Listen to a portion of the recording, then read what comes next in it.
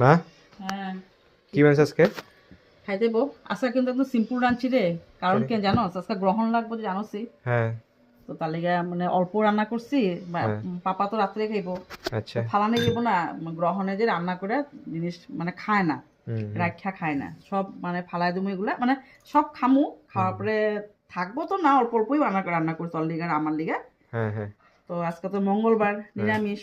হুম তার লিগা এই সোয়াবিন দিয়া মটর দিয়া অল্প সোয়াবিন তরকারি বানাইছি, হুম হুম মাখা মাখা করে তোর লিগা আর আমার লিগেই হ্যাঁ হ্যাঁ হবো না, দেখ ঝুল হ্যাঁ হ্যাঁ এটা করছি।